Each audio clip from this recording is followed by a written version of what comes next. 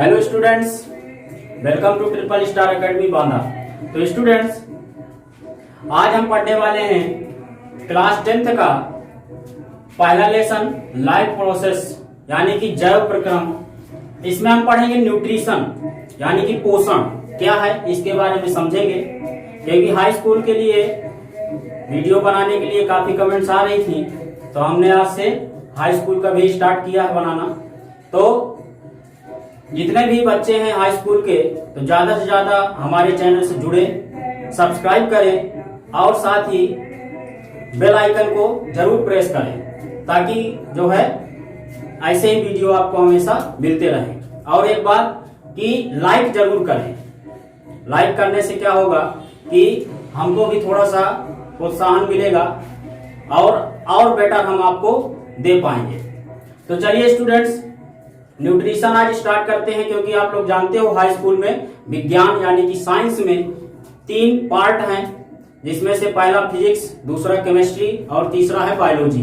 तो बायोलॉजी का पहला चैप्टर आज देखेंगे, फिर इसके बाद आगे आने वाले टाइम पर जो है वीडियो और भी आपको केमिस्ट्री फिजिक्स की मिलेंगी।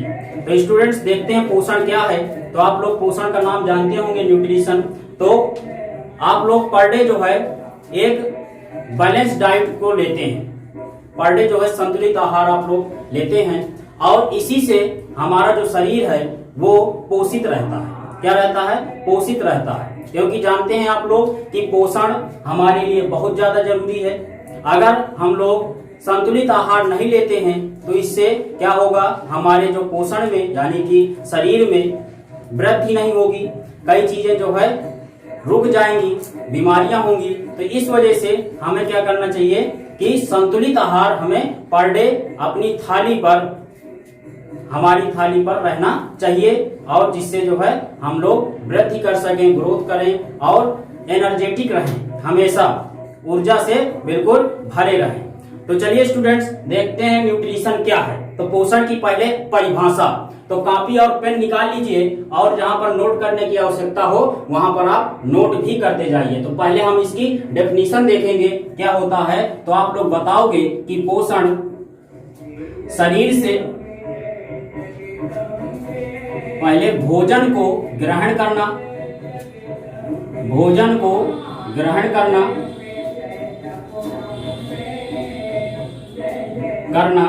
और शरीर के विभिन्न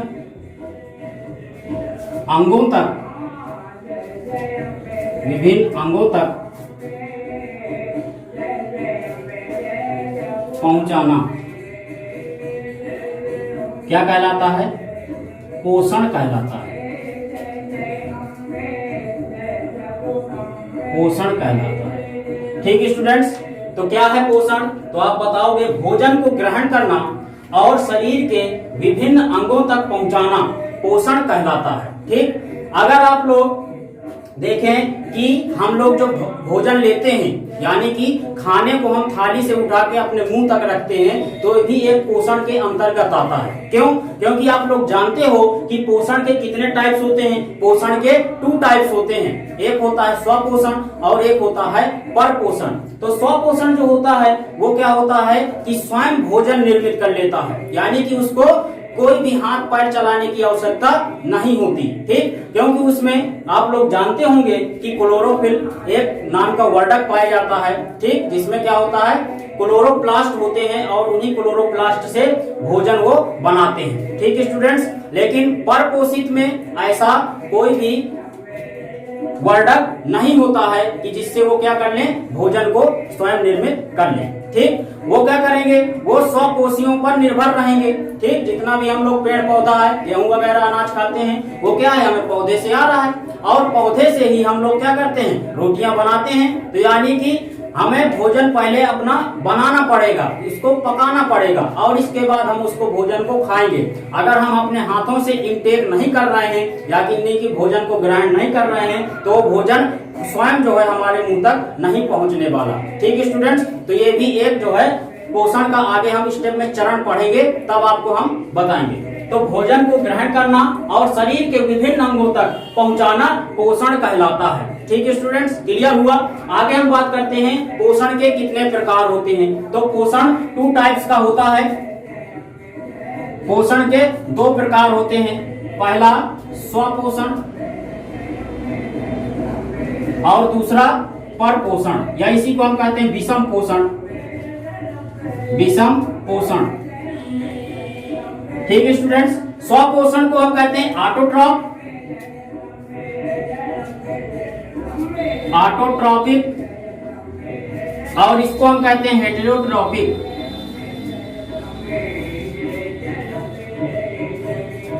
ठीक, हेटेरोट्रॉपिक इसको बोलेंगे न्यूट्रिशन और इसको क्या बोलेंगे ऑटोट्रॉपिक न्यूट्रिशन। ठीक है स्टूडेंट्स।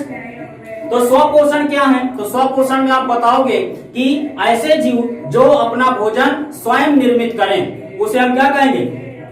स्वपोषण कहेंगे। विषम पोषण की तरफ क्या बताओगे? विषम पोषण क्या है? तो इसमें आप बताओगे कि ऐसे जीव जो क्या हो, स्वपोषियों पर निर्भर रहें, क्या रहें, स्वपोषियों पर आश्रित हो, उनको हम क्या कहते हैं? विषम पोषण कहते हैं। क्या कहते हैं? विषम पोषण कहते हैं या पर पोषण कहते हैं। ठीक है स्टूडेंट्स। तो स्वपोषण के जो उदाहरण हैं वो क्या क्या हो जाएंगे? तो आपका हो जाएगा जितने भी आपके ग्रीन प्लांट्स हैं यानी कि हरे पेड़ पौधे, वो आपके सारे इसमें आ जाएंगे। इसके बाद इसमें कुछ बैक्टीरियाज यानी कि सम बैक्टीरिया, सारे बैक्टीरिया नहीं होंगे, कुछ बैक्टीरिया, और इसके बाद इसमें आपका हो जाएगा एल्गी यानी कि शैवाल। ठीक, जितने भी शैवाल हैं वो सारे इसमें आपके उदाहरण हो जाएंगे। इसके बाद पर पोषण में क्या बताओगे एग्जाम्पल? तो इधर के एग्जाम्पल हो जाएंगे आपके जितने भी एनिमल्स हैं, और इसके बाद कवक यानी कि फंजाई। ठीक, और इसी में हम लोग भी हैं, एनिमल्स के अंतर्गत हम लोग भी हैं, तो इसी में हम लोग ह्यूमन।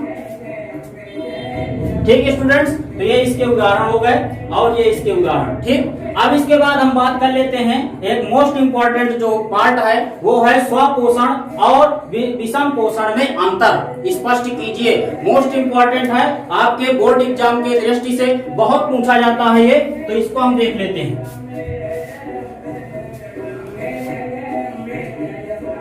तो देखें स्टूडेंट्स, पहला आप बताओगे स्वपोषण की तरफ, पहला नंबर इधर बताओगे कि ये पहली तो इसकी डेफिनेशन हो गई अंतर में, ये स्वयं भोजन निर्मित करता है। ठीक, और ये क्या करता है? ये समपोषियों यानी कि स्वपोषियों पर निर्भर रहता है। ठीक, दूसरा नंबर आप बताओगे कि इसमें क्लोरोप्लास्ट यानी कि हरित लवक पाया जाता है, इसमें हरित लवक पाया जाता है, जबकि विषम कोशियों में हरित लवक नहीं पाया जाता, हरित लवक नहीं पाया जाता।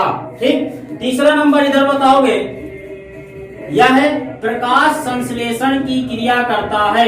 क्या करता है? प्रकाश संश्लेषण की क्रिया करता है, जबकि ये क्या करता है? ये ऐसी कोई भी क्रिया नहीं करता, यानी कि ये प्रकाश संश्लेषण की क्रिया नहीं करता। ठीक, चौथा नंबर आप बताओगे स्टूडेंट्स, इसमें भोजन का पाचन नहीं होता, इसमें भोजन का पाचन नहीं होता, जबकि इसमें भोजन का पाचन होता है। ठीक है स्टूडेंट्स, इसके बाद इसमें आप बताओगे कि यह जटिल अणुओं से सरल अणुओं से जटिल अणु बनाता है, जटिल अणु बनाता है, जबकि यह जटिल अणुओं से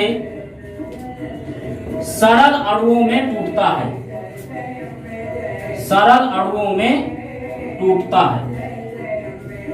ठीक है स्टूडेंट्स, इसके बाद इसमें आप बता सकते हो एग्जांपल्स जो कि मैंने अभी बताए थे, वो भी एक अंतर हो जाएगा। ठीक, तो यहां तक आपको ये समझ में आया होगा, और इसको आप चाहें तो नोट भी कर लीजिए या फिर स्क्रीनशॉट ले लीजिए।